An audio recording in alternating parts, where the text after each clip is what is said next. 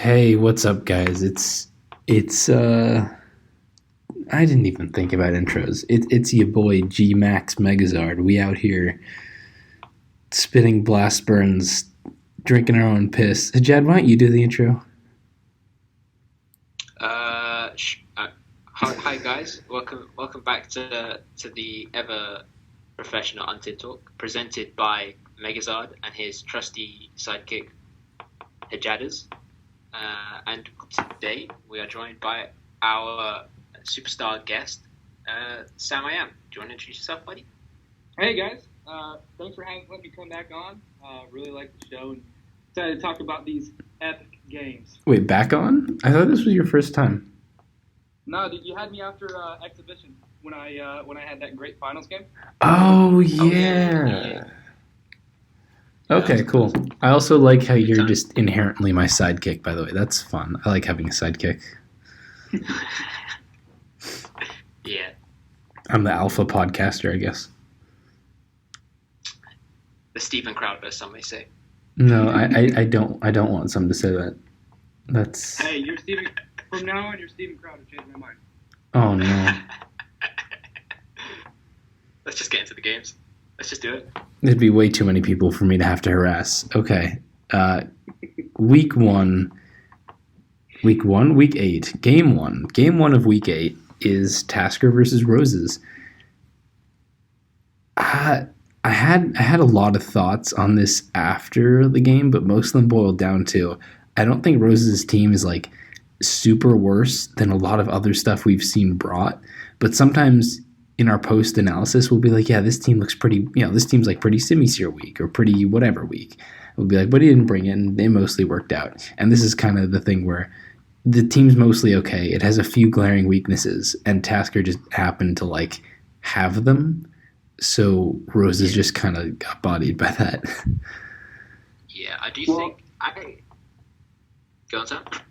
I'm sorry. You go ahead, man. I'm the guest. I'll take the follow up.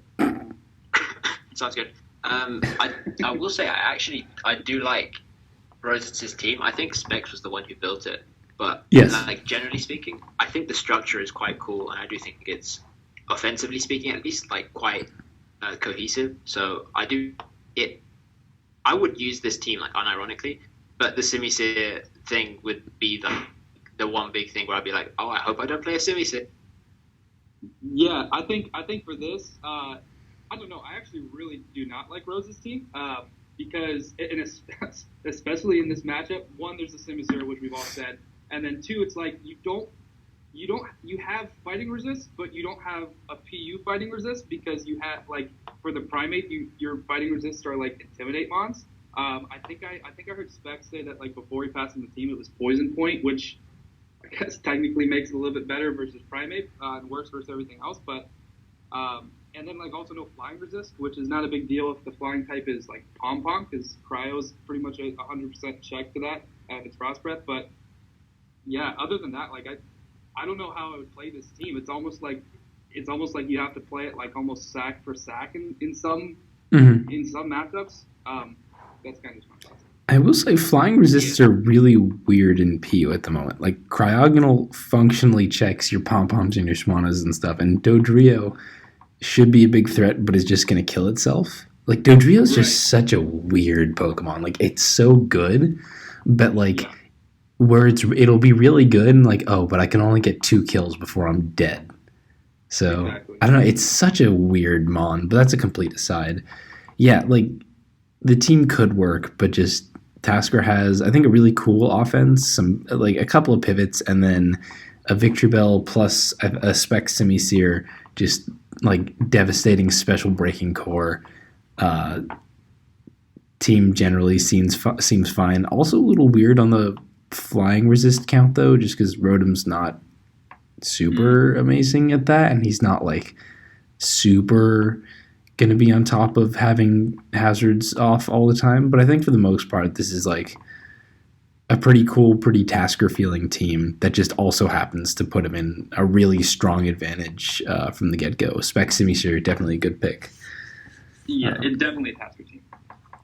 I guess I'll just... Yeah, so Yeah, something that I didn't realize beforehand actually is what Sam mentioned. I didn't realize that it was like dual intimidate for like fighting resistance stuff. That was actually a good. I didn't even realize that. I thought one of them. Well, it's not one of them. It's like you look like you have two like girder resists. You're not really concerned too much about primate. Yeah. When you're like figuring out your fight. So yeah, it's weird that this time around it's like primate's the scary one and not girder. Mm-hmm. Yeah, exactly. So we start off the game, and there's already one of those things where Tasker is like Roses has to go hard cryo, or like ends up going hard cryo, and Tasker does end up being special Victory Bell. I don't know how much people want to read into that now that Victory Bell is not like the largest thing we're always talking about. This was more of a topic a little while back, but I felt the need to point it out. And the Quillfish was Poison Point. Yeah, look, turn 2, it switches in. So it is actually Poison Point Quillfish. I think we just said it. It might have been. No, this is Poison Point Quillfish. That does make sense. But I think we just see Tasker like playing the whole opening really well. Like he makes a couple doubles, chips the cryo, gets Quillfish dead turn 5. Like this just it's not good. Like Roses doesn't really play anything super wrong. Tasker's just doing real good here, and it doesn't help. Kind of, but I mean, sorry to interrupt. No, I was just gonna say it doesn't help that Stoutland also gets the roll to put Mudsdale in Figgy Berry range. That definitely hurt a bit. How much of a roll was that really? I don't feel the need to calc that. It's not a huge deal. It did 46 the first time, then 29 the second time. When you think it'd be like times or divided by 1.5, so it's not a big deal by any means, but like it kind of just feeds into the whole. Like Tasker is so good at the start of this. Like he gets the Quillfish dead, Cryo's chipped, and rocks are up, and Tort's immediately toxic, and it's like by turn 8, this game was pretty much over. I think. For sure. Yeah, I think Tasker has been. That's like the thing he's been consistently good at this tour, just generally speaking. Like getting a really good start, maintaining it towards the end. The games where he's lost, he's either been hacked or he didn't have quite as much of an advantage as he usually would have had, which kind of sucks for the types of teams that he builds, which are usually quite offensive. So if he doesn't end up having that huge advantage going into the late game, that's where we start to see him struggle a little bit. But I think for sure he played this game pretty immaculately given his matchup. Yeah, like I think we saw Tasker versus Soulgazer where they really went blow for blow, and then Soulgazer was able to be the one coming out on top. But when Tasker like starts off with all this momentum, there's really not a ton more to say by the end of the game. Like it's just gross. Yeah. Plus the Quillfish being the first thing to die, so Primeape is also just going to be absolutely massive. Like what do you even do? Roses can't go hard Granbull. He has to sack Stoutland. Because Ape is a silly Pokemon. Like that's just bad. Yeah, I think Specs, he told me after the Discord or after the game that he tried to emulate a team that I built earlier on in the tour, which was like a fairy spam team, which was like the same idea with a Spadef bulk up Granbull, but instead of like a Stoutland to like break with it, I had an SD Zen Headbutt Single Valley Fairy, so you could like spam the fairy attacks, but then the Silver Valley Fairy could like hit the poison type, like for example Quillfish, or in this case it would have been Tasker's Victory Bell. I feel like that would have given him like an okay thing to play off of, because like if you had a Silver Valley Fairy, you had that cleaning potentially if you beat the Ape in a tie, break through the Victory Bell, so potentially the Granbull is a bigger thing. But yeah, I think just overall it just ended up being like the Simisear was too much for Roses to really deal with. Mm-hmm. And on my screen, I've played through the rest of the game. Like there's not much to go over. Roses had a little bit where like the Granbull was maybe going to do something because Tasker for some reason decided to stay and intoxicate, even though it was very obviously bulk up rest. But like it didn't matter. He had the Spec Simisear in the back. This was not a threat. Oh, and on the last turn, Tasker also reveals counter Mudsdale. So that's a neat tech for no reason showing that off, but it's pretty cool. Like he took a couple of Stoutland hits earlier, and that feasibly could have been him killing the Stoutland, but he just preferred to set rocks because that was obviously more important, setting rocks there. Yeah. I think after he toxic, that like Tasker played the whole game well, but after he toxic the ground Torterra, he probably could have gone in pretty much any sack for sack sequence as long as he kept like Primate around, and probably just would have won, like regardless of what he picked. Yeah. Primate was such a big threat there at the end as well. So yeah, I agree with that 100%. Mm-hmm.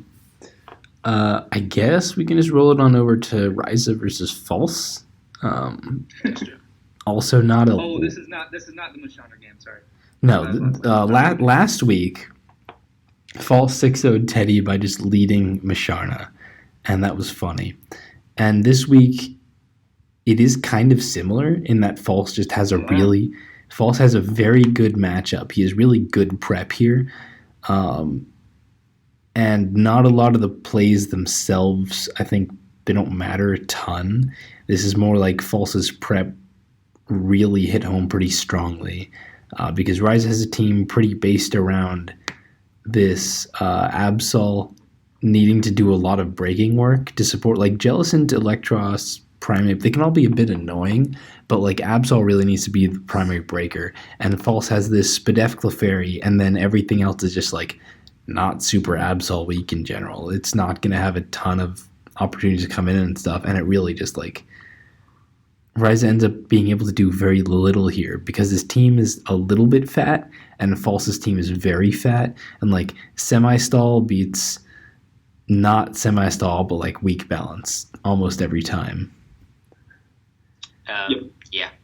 So it's actually FizzDef Clef, which is like I thought I said FizzDef Clef.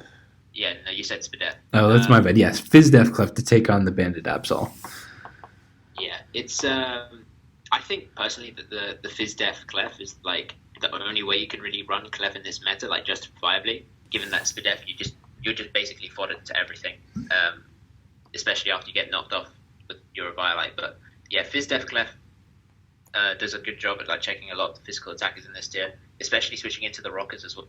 So stuff like Regirock, Mudsdale, even Veriseed, like you just switch in, take whatever move, and click Stealth Rock or Carmine, whatever. But yeah, False wanted a lot this kind of fatter semi-stallish team.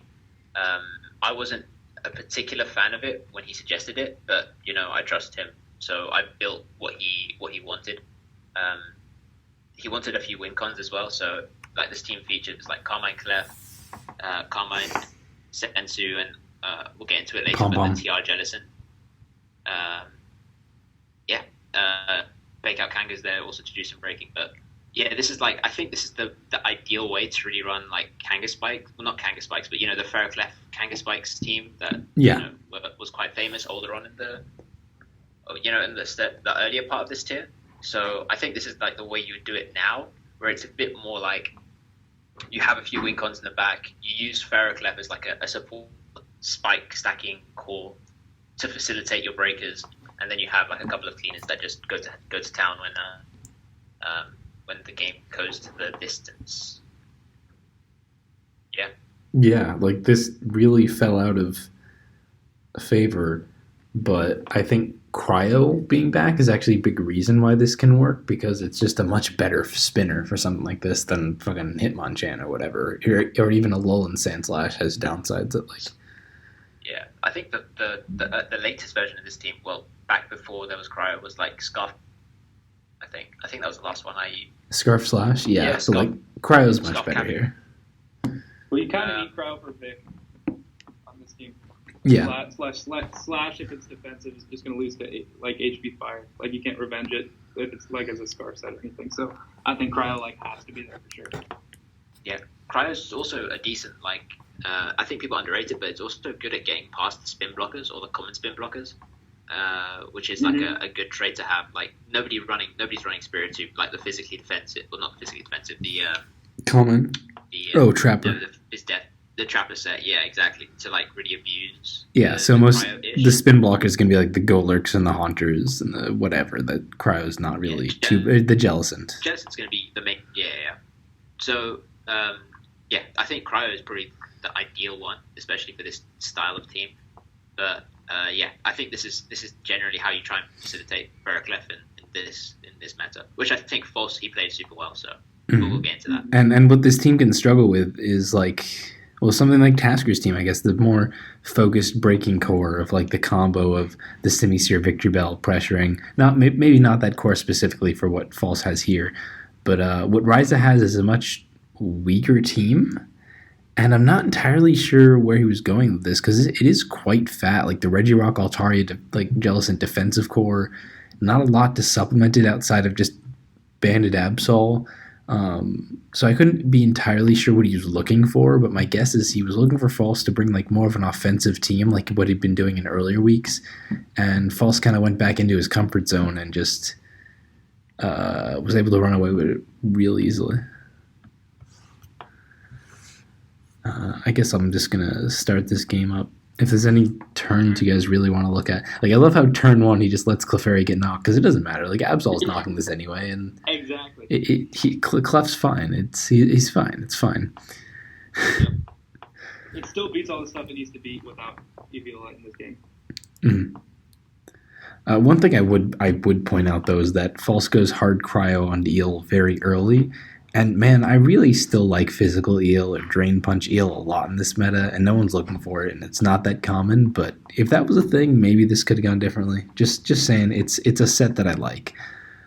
I agree, especially on this team, because, like, I guess you have the Pursuit Absol that you could hit if you get the turn rate, which he doesn't here. But also, like, on this team, the reason I don't like usually physical Eel is because it's a lot of times like my Quillfish or like Jellicent like Scald switch in, but on this he's got his own Jellicent and an Altaria, so I could definitely see affording to use Eel because you're not forced to switch it into those mods on this team. Mm-hmm.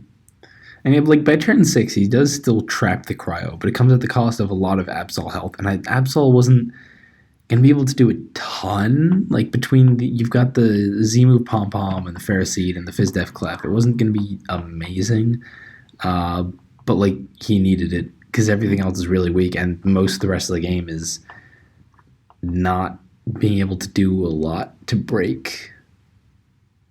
Plus, Combine Clef is also so good versus Ryze's team. Like, geez.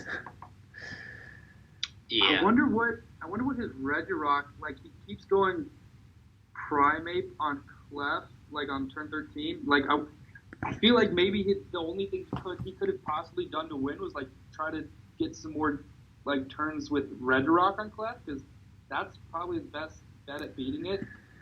But defensive Regirock doesn't do enough to Fizdef Clef, even without the Eviolite. Yeah. It needs to be, like, the silly offensive set.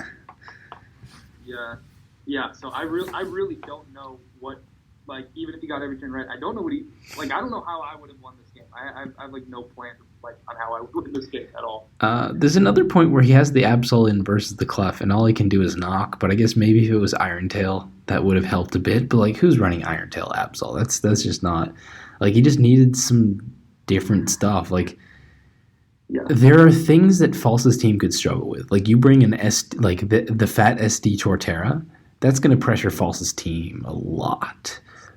Nasty Plot Grass Knot Simisear, that could definitely be pretty annoying. Put some pressure on the Jellicent and stuff. Like, there are a lot of random things, because that's just kind of how bulky offense works. If they have a breaker that you're particularly annoyed by, there's not, it can be really problematic. But Ryza just doesn't have that. And even the Jellicent, like, the Jellicent can't stop the Combine Clefairy. Ryza actually told me after that it is the Tasker Z Blizzard Jellicent set.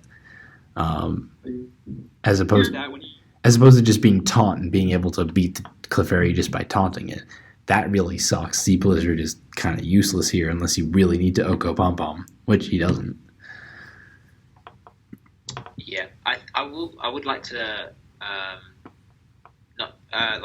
credit False a little bit here, because when I was building the teams, he was saying Ryza was bringing a lot of the, like, standard choice band, choice specs breakers, but he wasn't bringing anything like Simisear or whatever. Like a boosting sweeper, because boosting is what teams like this struggle with more.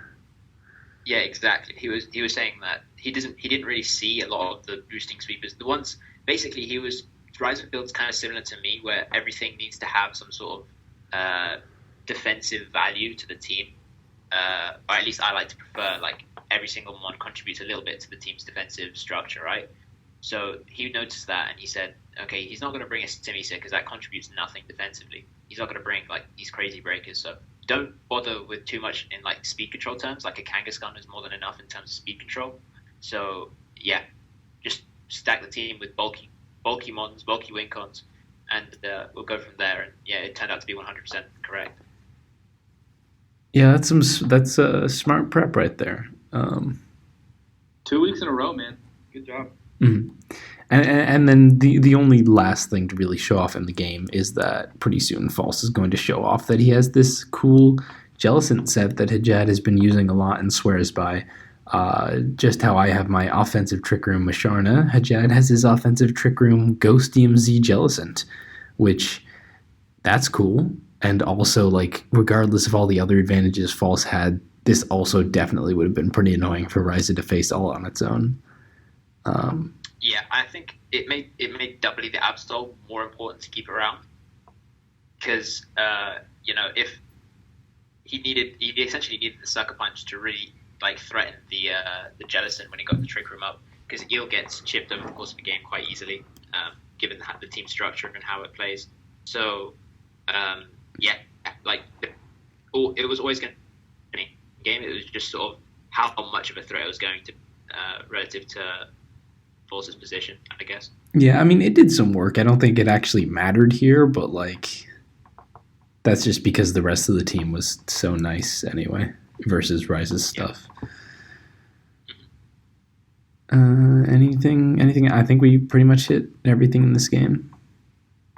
Yeah, I agree. Yeah, I don't have the replay done yet, but it's just over. Like, it's just switching back and forth and eventually killing Reggie Rock. Okay.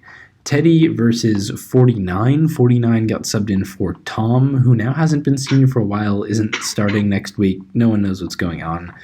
And Teddy does pretty much like what's completely unsurprising and also a good call.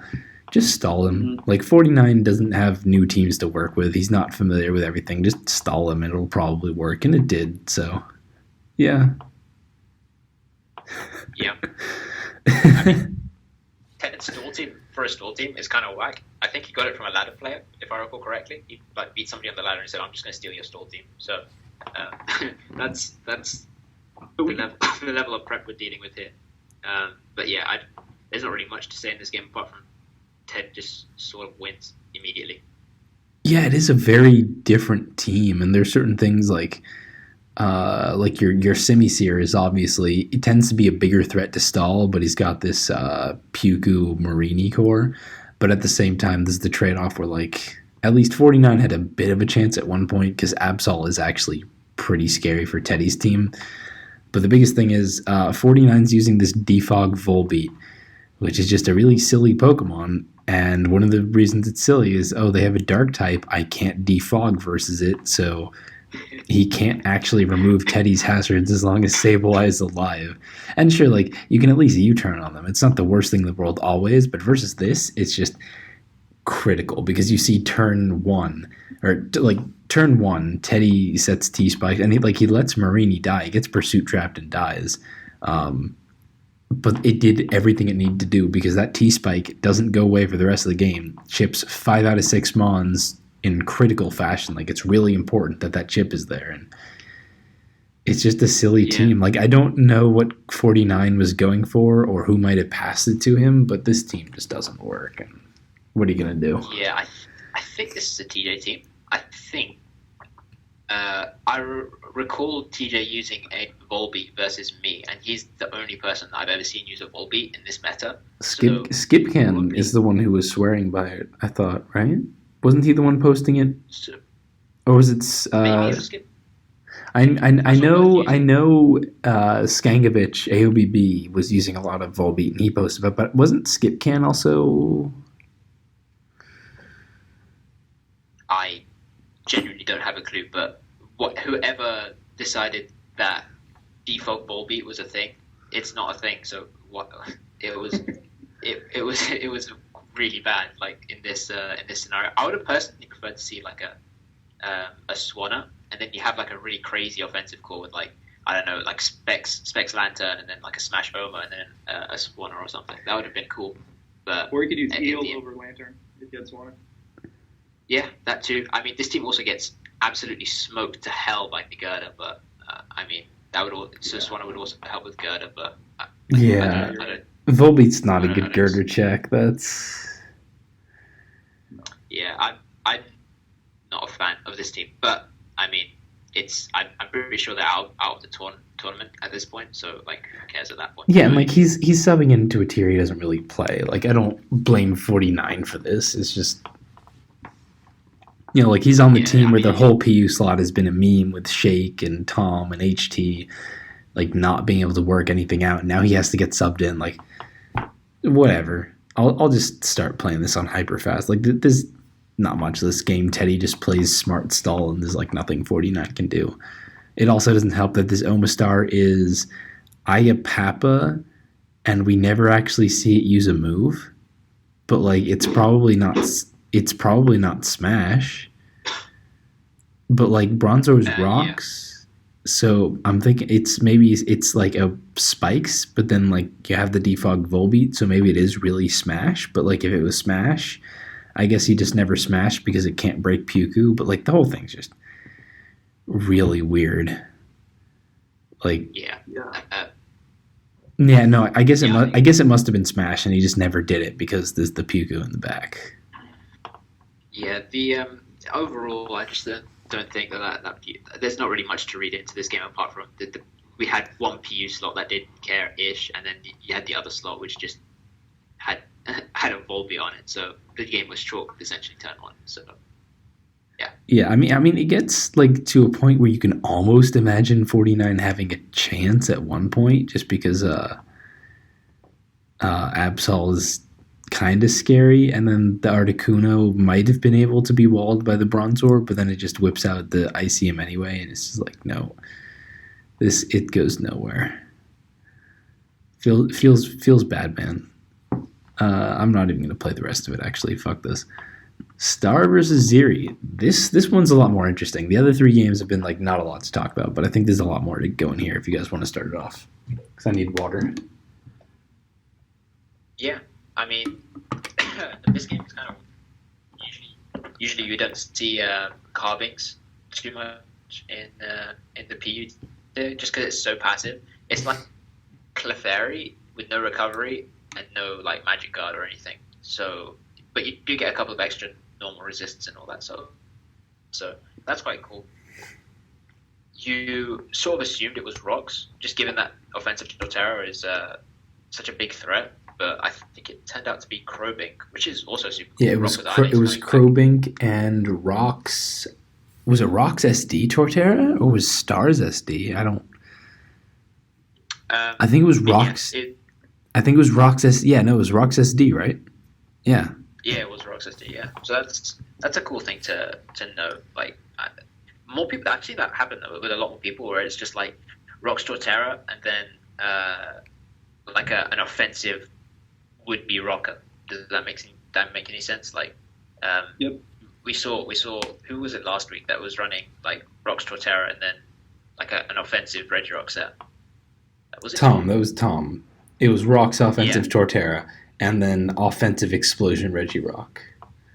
Yeah, so like that was felt like that was quite a cool way of doing that, and I feel like it's just sort of catching on that like people can actually do that and get away with it like quite well. So power to that. And apart from that, like other unstandard things we see is like Simipour. Like we don't usually see that too much in this tier anymore, just because it's kind of like water resists are kind of like a bit more common than, let's say, fire resists. So people end up using Simisu more often.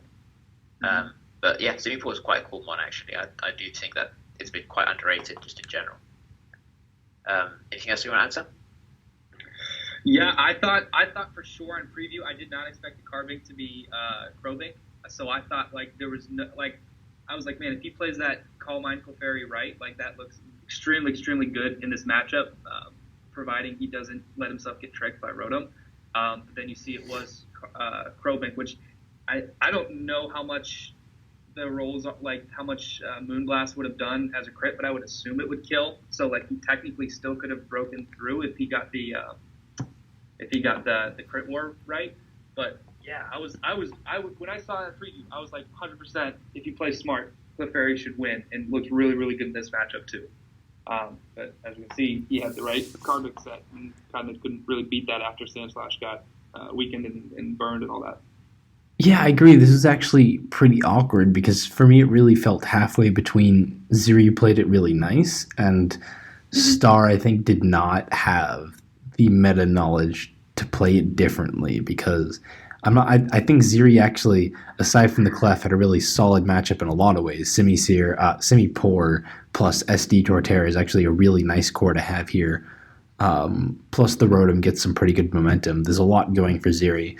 But it also kind of feels like Star could have at least kept this game going longer if he had a better idea of, like, I need to be worried about this Carbink. Because, especially, we'll get to it later, there's a very clear turn where, like, it just doesn't seem like he knows, which is props to them, though. I think this is really interesting prep where you have, like, the weird, the Carbink, the Simi-Poor end up being really good calls. And, yeah, like you said, Clef weakness aside, I think this was just some good prep calls from the Zelenet core. Is the turn you're talking about turn 27 where after it rests he says, "Oh, that's not good"? Oh no, that's not it. But like he does say, "Oh, that's not good," and like that might have fueled the perception. But I think this is a little earlier turn. I'll start the game itself. Sableye is 33% to Oricorio with knockoff. I don't even remember this. I gotta calc that before we even go further. Yeah, Knock does a lot of damage sometimes on like shit that doesn't resist it. It always surprises me. Sableye, PU physically defensive. It's an impish, that's not minus. It's running knockoff versus Oricorio. It can be fire, that's okay. Not with the Z move, but with, let's just say, lefties. Knockoff should be doing 38 to 45 to a 0-0 Oricorio. So that's actually with the defense investment, it's doing 33. That's crazy. CB Saber. Done a lot. Bring it back. Or bring it to the party. That's ridiculous. Okay. Anyway, it's not important. That's just like, what the fuck? Yeah, Knock does a billion, but that's okay. We also see Star. You know what that, I was just going to say. You know what that reminds me? No, go ahead. Go on. You can go ahead. I was going to say that it reminds me of a time where I used to play. Well, me and Dibs would be playing games, and he would bring like sub punch Sableye, and with like knockoff focus punch sub, like some crazy stuff, and he'd always like beat me with it, and he'd be like, "Dude, this thing actually doesn't have that bad attack. Like, I know it says 75, but I swear it's got like 95 plus." So yeah, that's where my like fear of Sableye comes from. Is Dibs always beating me with sub punch Sableye. Not just because it's a spooky gem demon. I'd just be scared of it because of that. But yeah, the other thing we see really early is Rotom's Volt Switch only does 28 to a lefty's Kanga. That's a interesting fat Kanga set, I guess, given that Star's team is overall pretty weak, is the one really interesting thing about it. It's a defensive Torterra. It's a Scarf Slash. I don't remember. It actually might be Band-Aid. But even then, like, this is overall not an especially strong team. And the Kanga is also pretty fat one, so... Yeah, something that I've been messing around with quite a lot, actually, like back when the tier was like in its youth, actually more so than now, is like max HP Kanga with like max speed and then like adamant nature. Powder's like Wish. So if you have a team that, let's say, depends on a lot of non-recovery mobs like Mudsdale or Electros or whatever, right? You can Wish on the switch in or whatever, and then heal up your non-recovery mons. So that could have been what he might have been going for. He might have had like Wish as a filler or something. But generally, otherwise, I don't see much of a point in using Fat Kanga unless it's the sub punch toxic set, the sub power up punch set. Interesting. Correction though, I was quick, real brief correction. I was completely wrong. It is Swords Dance Sand Slash, not Scarf, and it's Scarf 8. But yeah, go on. They're going Sam. He was going to say something. Oh, I was just commenting on that. Because I was thinking when you pointed out that it was like a toxic Fat Kanga set. I don't really think that set makes a whole lot of sense now. Like it was really good before for breaking through Quag and Tang. Tang we still see, but Quag we don't, because like if you ran the right set, you could live EQ and your set could leave the EQ and stuff like that. And then, but I think just in general having like a kit with toxic fat enough, meaning you're slower than Victory Bell. It's also weird because then you're going to get like 1v1 by Victory. I just in general think that's kind of a weird pick right now. Yeah, no, I agree with it. I don't think that the subpower up punch Kanga, if he did end up being that, like I don't think that set's good anymore. It's like it's still a great like stall fucker, but I mean, there's not really much of a reason to fuck stall anymore because Quagsire is gone. So stall is less prevalent than it used to be. But yeah, I think other than that, I don't think there's much of a reason to use a Kanga like that, unless you're using like an offensive set with Wish. But even then, like that's not the greatest set in the world either. Mm-hmm. So on the game, I'm on turn 7, where it turns out actually the Sand Slash is Swords Dance.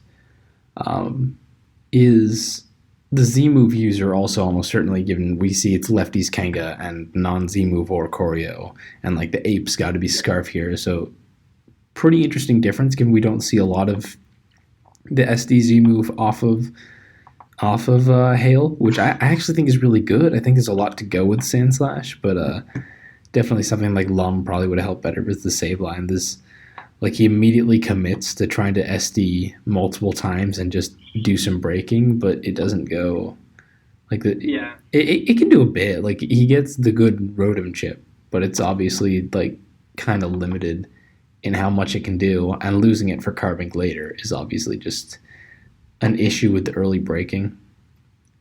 Because like yeah, it's nice that you hit the Rotom, you get to keep the Sableye weak, but it also would have been very nice to have this for Carbink, which he doesn't anymore, so that's a problem.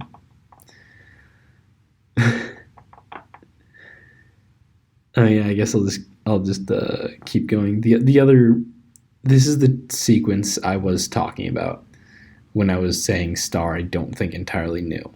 So it's turn 18, right? Zeri has just Swords Danced with like a lefties SD Torterra versus Star's own Torterra, and at this point, Star's Sand Slash is already like dead, almost dead to rocks, or is it dead? It's dead to rocks and burnt. He needs this Torterra. You cannot let it die. It's the only way you don't lose to Clefairy. And you have a Sand Slash that you could just sack, and then you could revenge Torterra with Pom Pom. Or like Pom Pom probably wouldn't kill, but like you can't just stay in and die. But what he does is he just leaves it in to get Woodhammer to pretty much death. Like he ends up killing himself with Woodhammer after. And like, yeah, Zeri's Torterra was pretty annoying. So your own Clefairy is better, but given that you've already seen Zeri's Clefairy, Zeri's Carbink is not rocks. If he had known that it was Crobink, it did turn out to be rocks, but it didn't have Steep Talk. It didn't end up being Crobink. It's like almost budget clef in a way. Yeah, I completely forgot. I was like, it was Rocks SD Torterra. That's my bad. So I guess, in that sense, I can understand him not thinking it was Calm Mind. But regardless, that's kind of the big point of the game where he's like, oh, I guess I can lose my Torterra. And yeah, you're right. He needed that for Carbink. That just wasn't something that he could do. And at this point, it's basically Star loses to Crobink, Zeri loses to Calm Mind Clef. But when they 1v1, Carbink wins, so Zeri wins. And that's just the game, really, from that point on. Yeah, that was. I agree with what you pointed out. I didn't think about that before. I think now that you mentioned that, I think he could have, instead of losing Torterra, he could have sacked any of Slash, Pom Pom, or Kanga, and probably from there won with Torterra, Ape, and Clef just by itself. Like you probably like stabilize down to rocks, and even if you didn't get rocks, it's at 7%. So because you're not going to lose to a boosted Simipour because you have Ape if that's what the Simipour was. You're not going to lose to Chan, and then you're not going to lose to Carbon because you have Torterra, and you can't pivot it around Torterra at that point anyway. So he's losing. He's going to lose him on every time it comes in. So yeah. Like he just couldn't let it die. We also do see the Stars Kanga having toxic and frustration, so it doesn't really totally reveal the set, unfortunately. But yeah, it can't stop Carbink. Star, I think, thought he had the win. He just didn't expect the Rock's Calm Mind Carbink, which, yeah, I don't entirely blame him there. I had thought it was Rock's Torterra, and it's not, so it's more understandable. But yeah, that little bit of jank really, really coming through, and I think just good prep because, like, sure, you can say on the one hand it's a bit of a jank win, and also risks the Clefairy critting, which wasn't super out of Star's favor. But on the other hand, if you're facing someone who's not super familiar with PU, ring to something like that to just fuck with them. Yeah. Yep.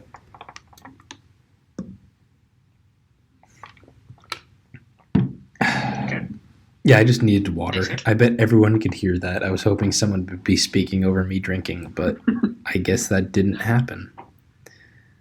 We don't speak of you drinking. We don't do that. This is a dry podcast. Your throat is dry, maybe, but I don't think the podcast is. 70, how many episodes? 72? 3? I'm sorry, what? 70, what? Your throat might be dry, but the podcast isn't. Yeah, but how many episodes are we at? Oh, how many episodes are we at? I want to say this is 72? It's 72. But yeah, that's 72, too you're many right. episodes. Yeah, cool. That's too many episodes. We need to stop this soon. Yeah, this is... Good lord. It's been going on too long.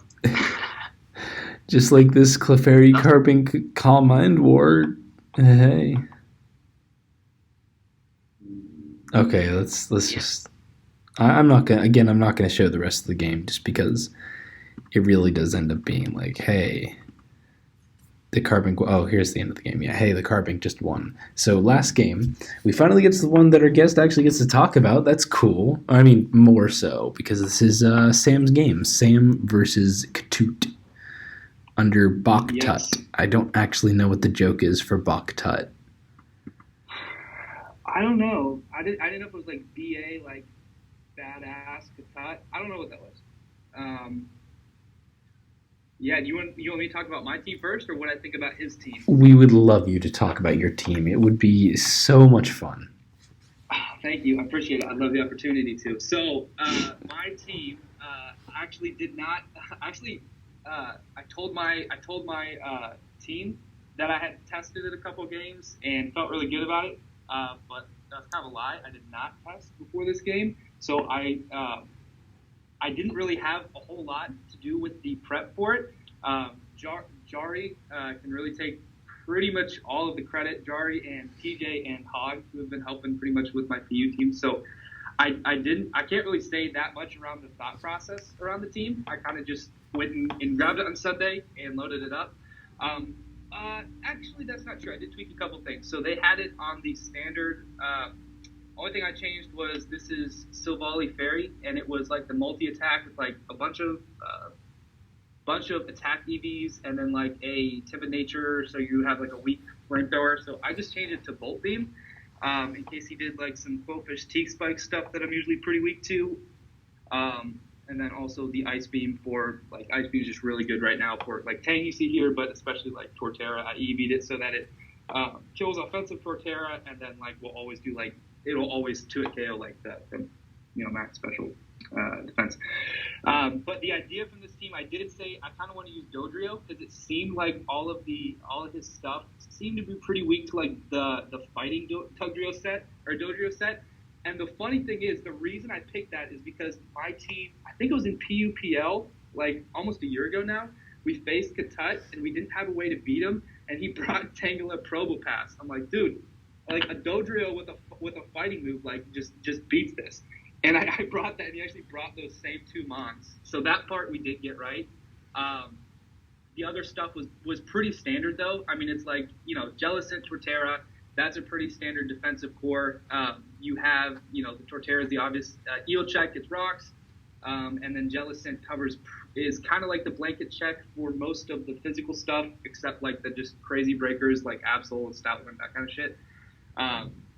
In which case I do have Silvally for at least the latter. And then they put a Scarf Slash on there. I don't know why it was Scarf Slash over something else. I guess 8 probably could have fit 2. I think it's because you don't want to die to ice types here, and some form of removal. Oh no, you said it was defog. I thought we were talking about SD Silvally Fairy. Yeah, I mean, the team is also a little bit slow. So Scarf Slash helps with that. It's still weird for it to be the fastest mon. I think a couple of things that stand out is like this team's very weirdly slow because it's not a super defensive team. Like a lot of defensive, the more defensive a team is, the more it'll get away with being kind of slow. But this team actually runs pretty much on the offensive side. But I see, like, for the most part, teams that are really offensive but end up being slow almost always will have the Jellicent, because the Jellicent means that you're going to have some kind of decent out versus Omastar and Combuskin, two of really the only boosting sweepers we have. So I think you can just, more start getting away with this kind of thing. So it is interesting. Yeah. Yeah. The Bolt Beam Fairy Volley is also pretty interesting. The team's not super Girder weak without it, so I can definitely see where that's coming from. Like, Girder's still reasonably, for the most part, kind of checked, but it definitely becomes a much larger threat without that. So that was pretty interesting to hear the reasoning there. I guess my thing was, like, unless it's late game and the Girder's already weak and, like, has Eviolite knocked off, like, I'm getting 1v1 by Girder anyway. So my thought was I can at least, chip it with an Ice Beam, or I can Parting Shot into Jellicent and then definitely beat it. I was supposed to change it to Culver Jellicent, but I forgot to do that. But that should have been what we did. Did to help like mitigate the potential Girder. That explains a lot more too. It worked out anyway. It's fine. Then Katut has this like weird fat toxic spam thing for the type null, but then also Nasty Plot Chew plus Scarf Skunk in the back. I don't. Katut's the skunk saved him though. It did, and like it needs to be Scarf Skunk, don't get me wrong, but like this team is just what but why? And like why? He also has the weird Girder weakness where it's basically like only Tangela really beats it. Because Raichu's not Girder. Like, that's...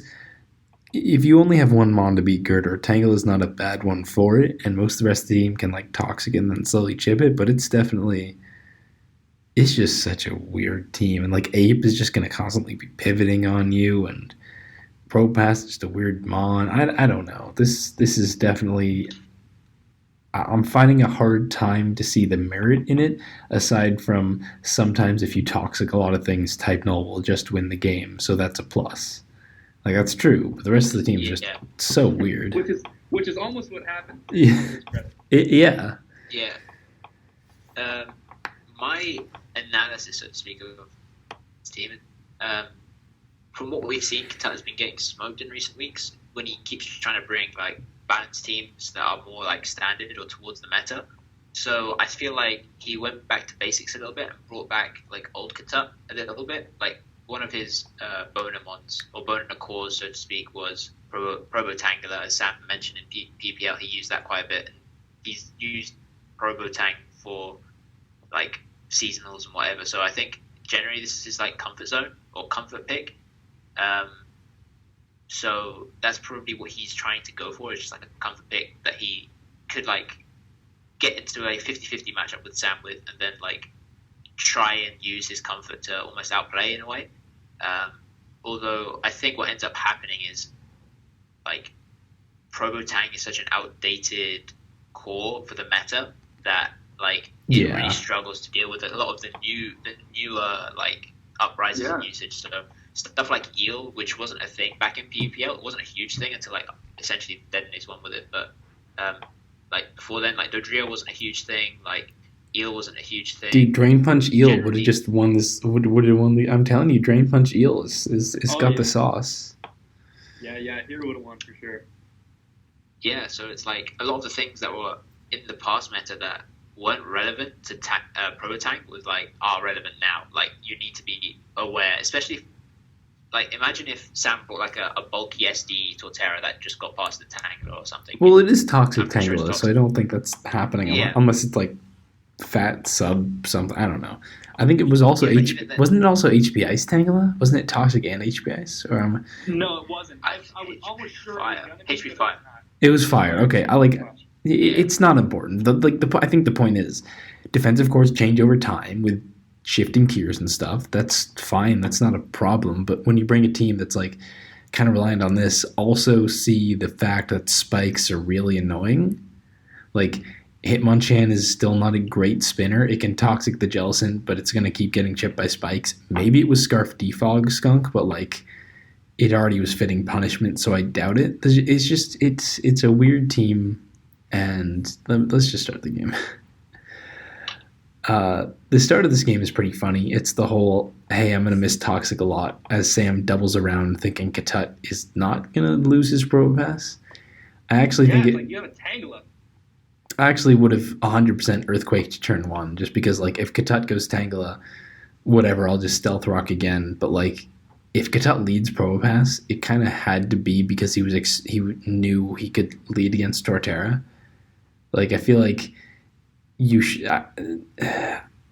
I wouldn't. If he leads Pro Pass against my Torterra, like, I feel like there would have to be a plan there. I probably would have just hard Earthquaked. And then you double it to Electros, being like, okay, well, he'll go Tangela now that he missed Toxic. And he's Well, like, now he'll go, no. So Katut gets rocks out of all that, which I don't think that was entirely played right. But then you get the double anyway, so it's fine. And like he missed the Toxic on Torterra, but it doesn't really end up mattering long term. So whatever. But this is a huge turn 7. Now let me just guess. My guess is you didn't run a calc. Is that accurate? Sam?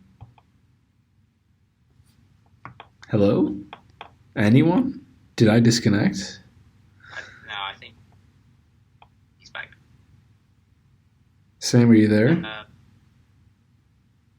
It says he's in the call.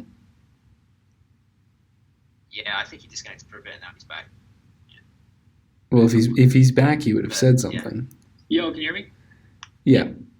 Sorry, Okay. I could hear you guys the whole time. I don't know how long you couldn't hear me for. Oh yeah. So you asked me about the calc. Sorry about that. Did Yeah, you run a calc? calc? I did run a calc. I either misread it or I just said fuck it, I'll get the roll, which I did not. But I did run a calc. Yes. Okay, so Jellicent doesn't kill Pro Pass, gets Toxic, and this is huge because Katut's team is super reliant on toxicking the Jellicent to win. Because after you do that, hey, Technol's pretty good. But before you do that, obviously Jellicent's gonna wall the shit out of it. And like before that, I had no faith that Katut had any chance to win. Now he's looking pretty scary. That's real big. Yeah, I fucked up there for sure. I actually fucked up a lot this game, honestly. Like I got pretty lucky with those toxic misses. I was kind of like I don't think that, like, if your Torterra had gotten Toxic, whatever, I don't think that really mattered. This was just stupid. Like, yeah, it's pretty bad.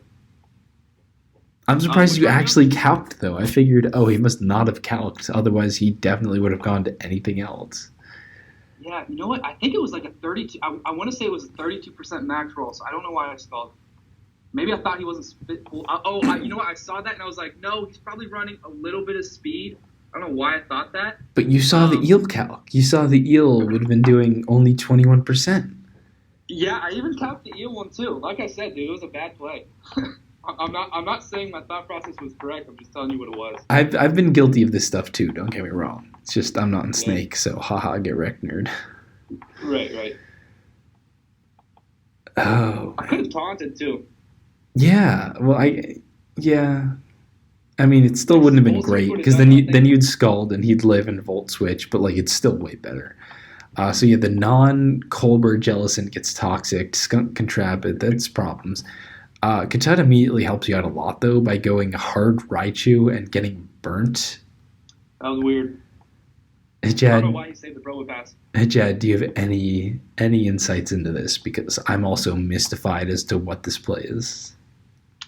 Which time was it? Turn 8, I was just where he looking. goes hard, Turn 8. where he goes hard Raichu to save his Probo Pass and gets his like offensive threat burnt.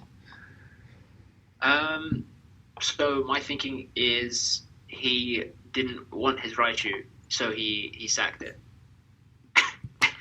That's my analysis, expert analysis right there.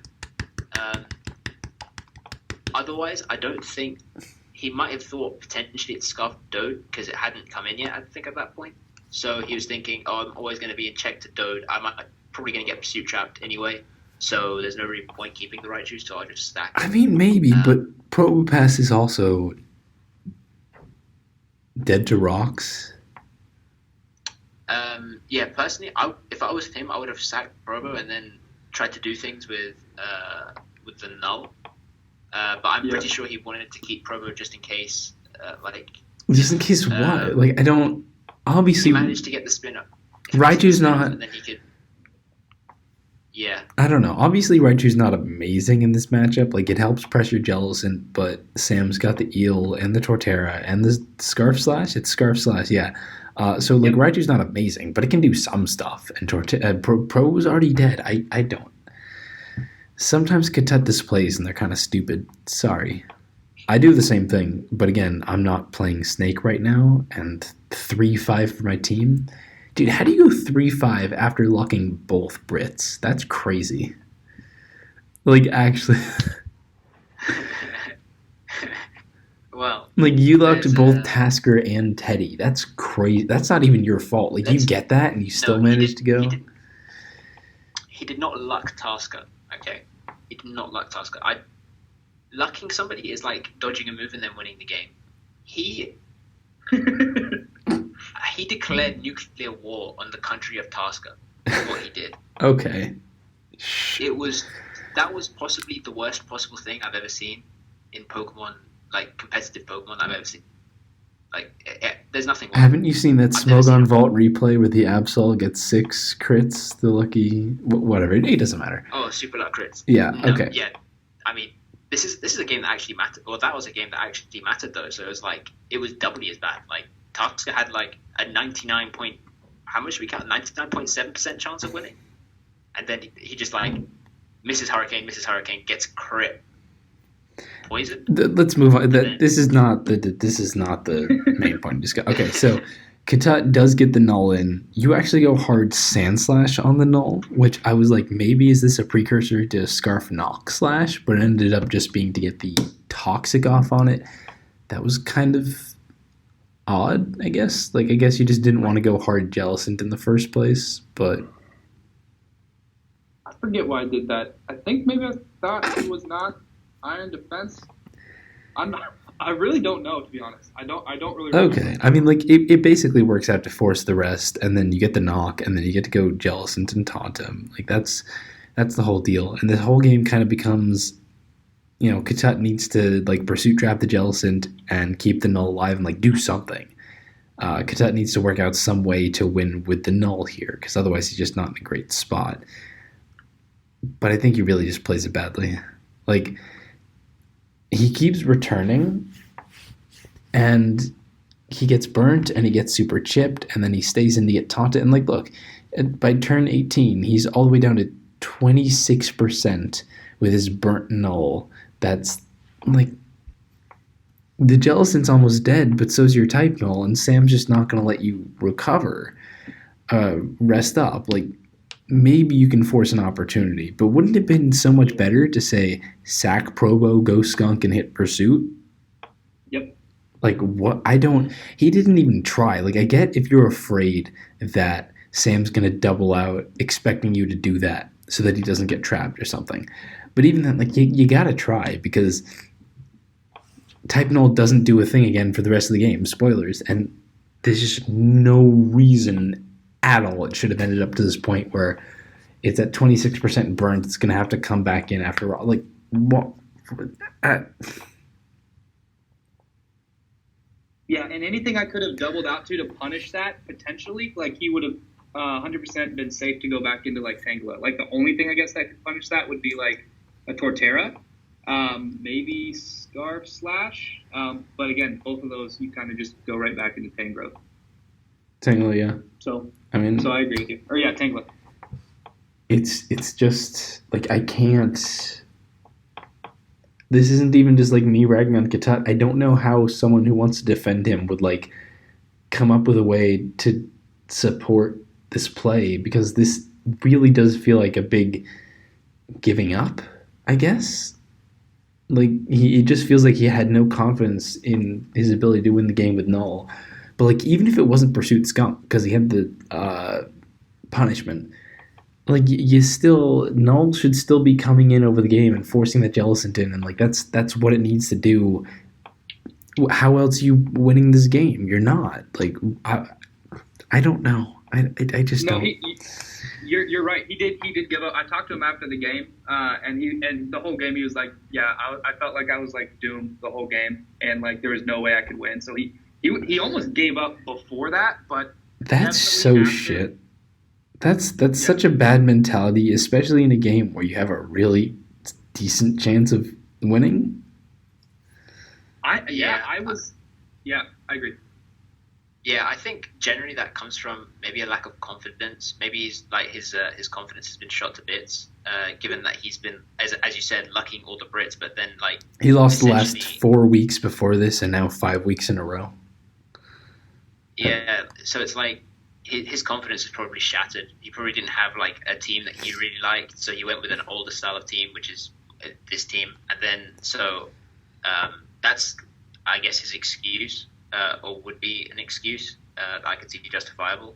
Yeah. But I mean, still, like, if you're playing in Snake, you have to essentially the team bought you to win games in PU.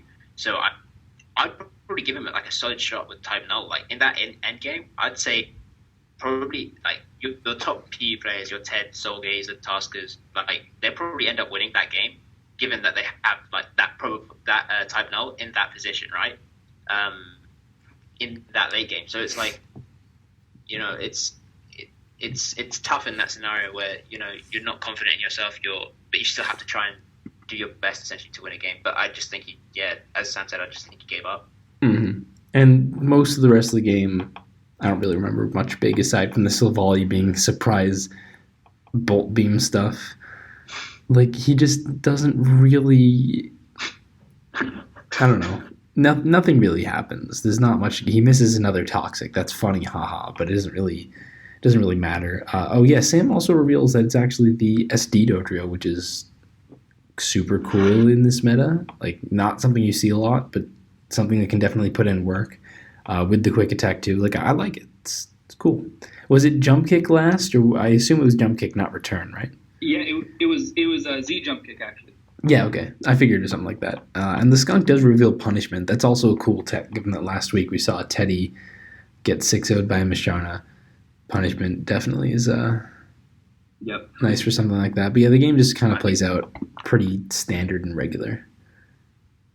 Yeah, I mean, the fact that he has a dog type is already more than what Teddy had, though. So, I mean, it didn't need Yeah, oh no, see, it is Pursuit Skunk. He really just gave up, like... I don't know if me saying that's a bad mentality to have in this team tour, letting people down, is bad, considering that like he probably blames me. He probably blames me for having contributed to that mentality, but I don't know. Point is, it's not good. But it was really funny. Everyone in the Smog Toys chat, when you ice beamed the Hitmonchan as it came in, and then it got Figgy, and then you ice beamed again as Tangela came back out, everyone was like, holy shit, why did he do that? What was the point? That's the most baller unnecessary prediction I've ever seen in my life. He's like, no, it's just not multi-attack.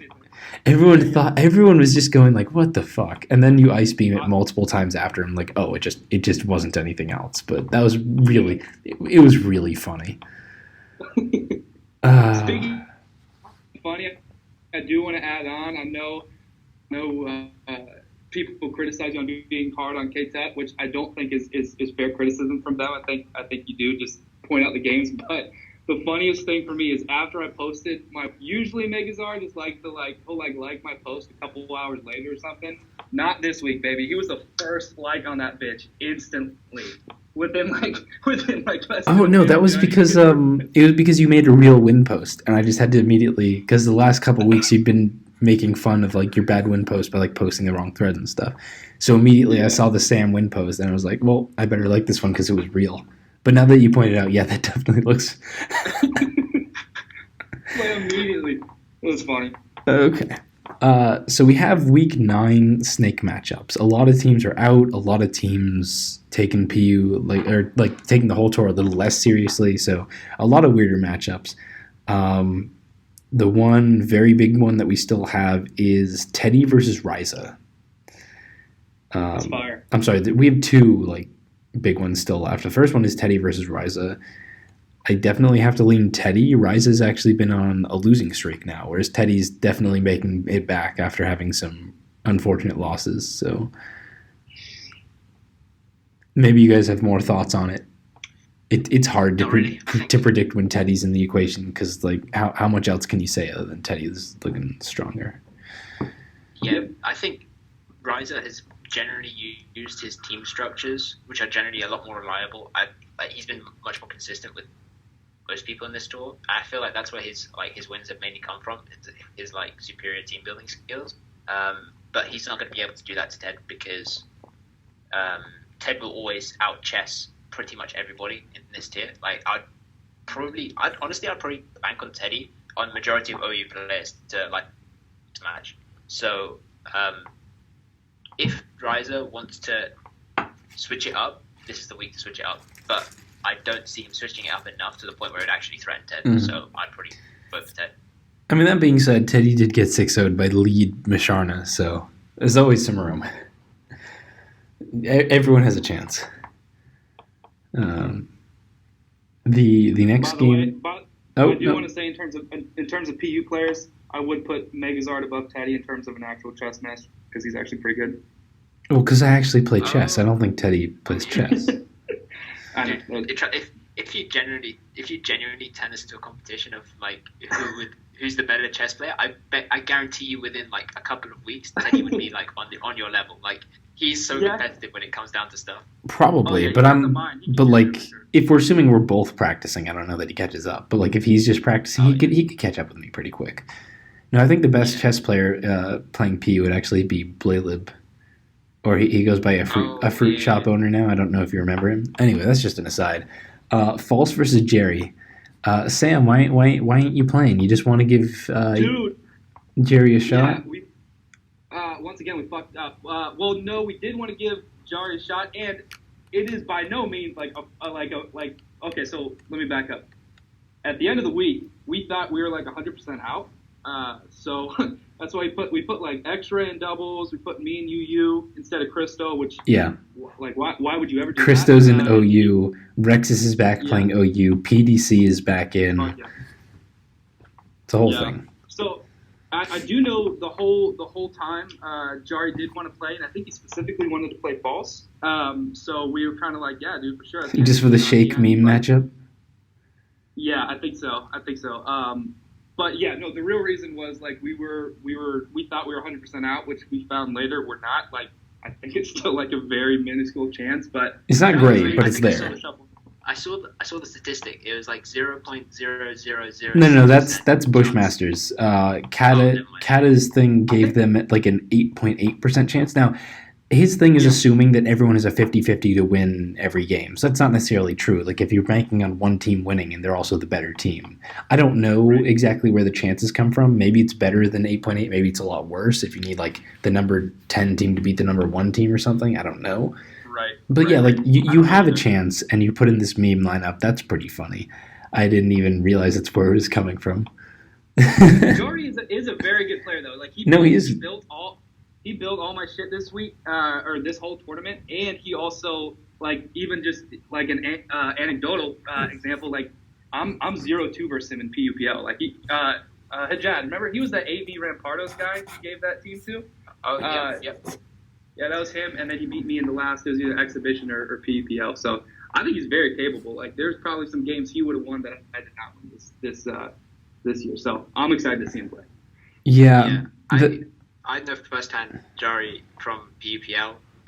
He's played for the Detonates for the last 2 years, I think. He played this most recent one that we won, and then the year before as well. So, 6-0 PUPL.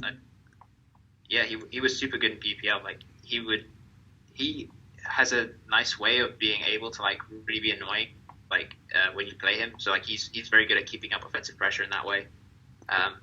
But yeah, I think with Jari especially, it's going to be coming down to how heavy is his offense, or how many breakers does his balance, rather than he's going to bring stall or like fat balance, because he's not generally that type of player. You know what I mean? Yeah, as the only unbiased predictor here, I think earlier weeks this probably would have been like a closer toss-up. Jerry's still really good. I just think False has clearly hit a bit of momentum with the last couple weeks. I think the week before he beat Ted with the Masharna, he also won. But like the last 2 weeks, he's had like the good prep. I think you guys have finally figured it out pretty late. Not great, but still like I do want to favor False a little bit, because there's clearly like something been figured out here. Not by a ton. Jerry's still good. False has still struggled, but I think the fact that his last 2 weeks have gone so well just kind of make him a little bit scarier here. Yeah, that's fair. Next matchup is Reggie versus Star. This one's kind of silly. Rattlers are the ones that have been playing like Gary the Gengar and Roses. And now that Roses lost one, for whatever reason, they're putting Reggie. Well, they also are out. They are mathematically completely out. And I guess they're like, fuck it, let's put Reggie in PU. They put August in Little Cup. Like August in Little Cup. Like Roses, I guess, wanted to go back to OU. Reggie actually only signed up for PU, but has never really played PU at all. I don't know what to expect from him. You kind of have to assume PU Open winner Star is going to come out ahead, even though he did lose versus Zeri, just because, like, what's Reggie going to do? But, yeah, not really something you can predict super well. Yeah.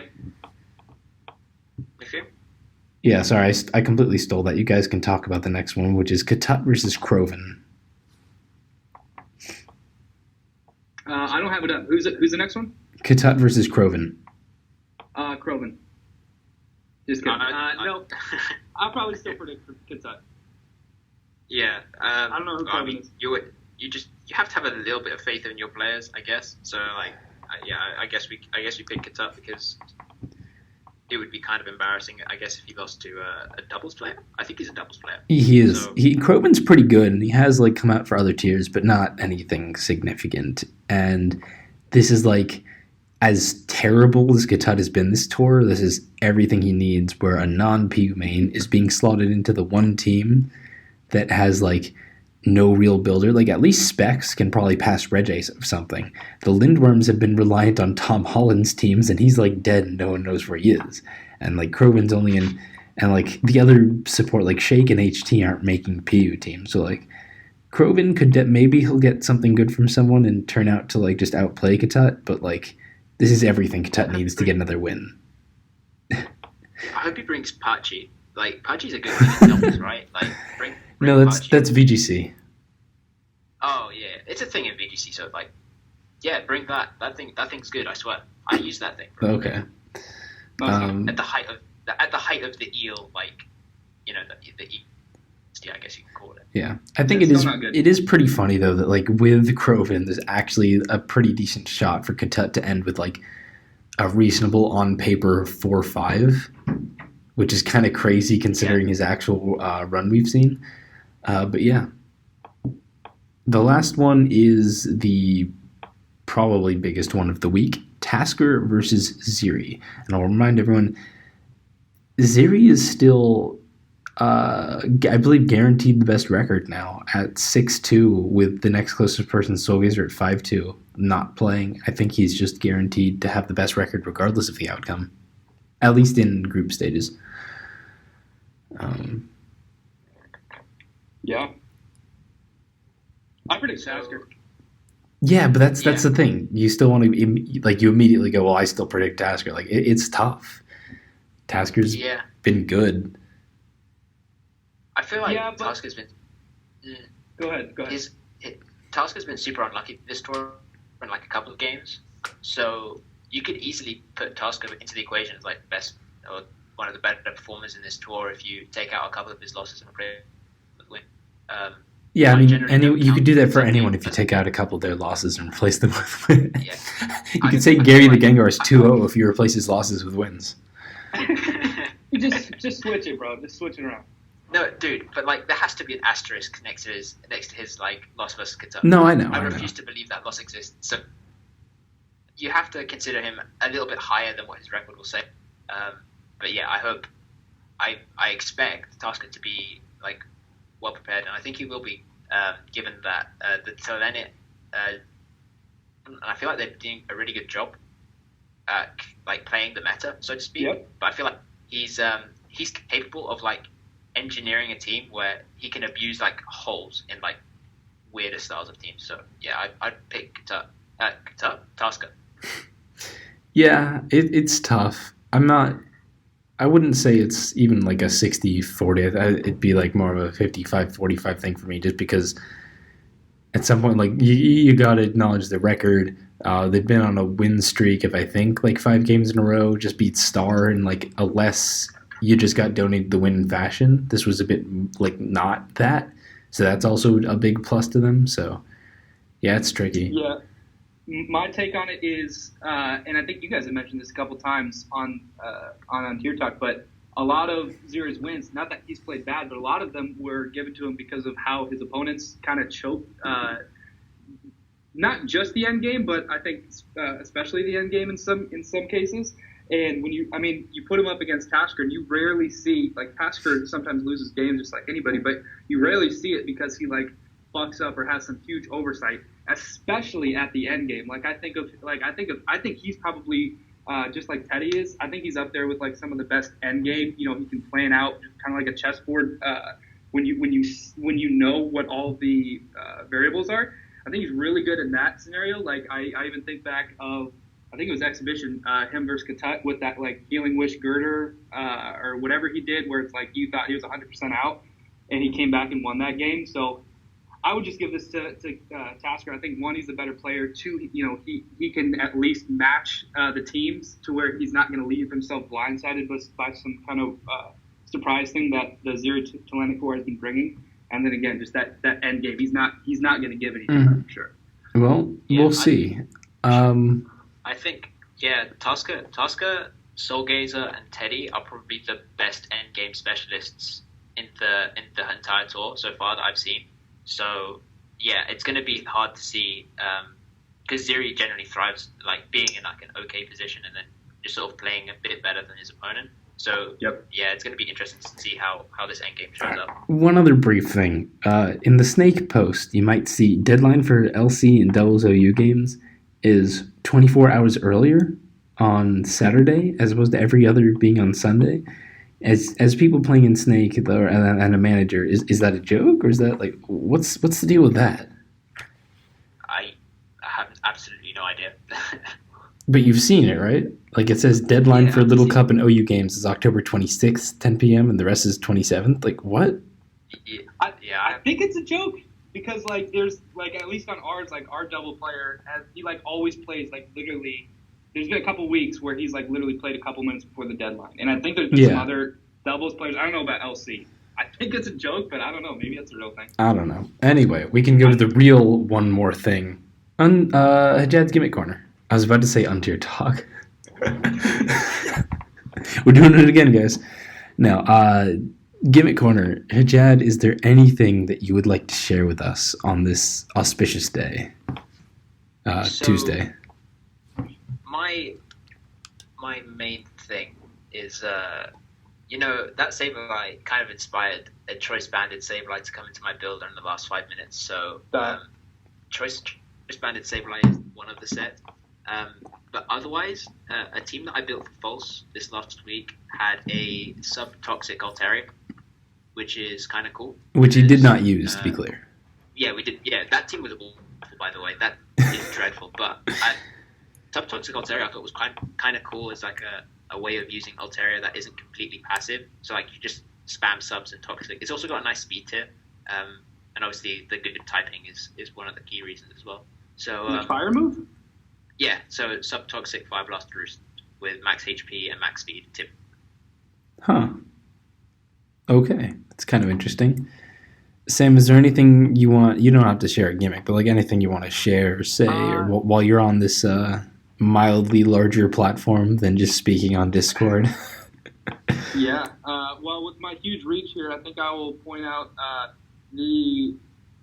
think a lot of Hitmonchan sets can be really good right now.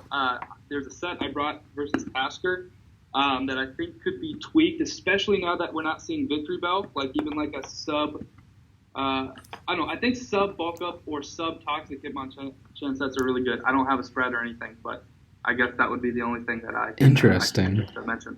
Yeah, I don't like fucking with Hitmonchan, to be honest. We saw one this week. It was Katut bring Figgy spin with toxic, so like just that kind of standard thing. But maybe, I mean, you can definitely like lure Jellicent or something, I guess.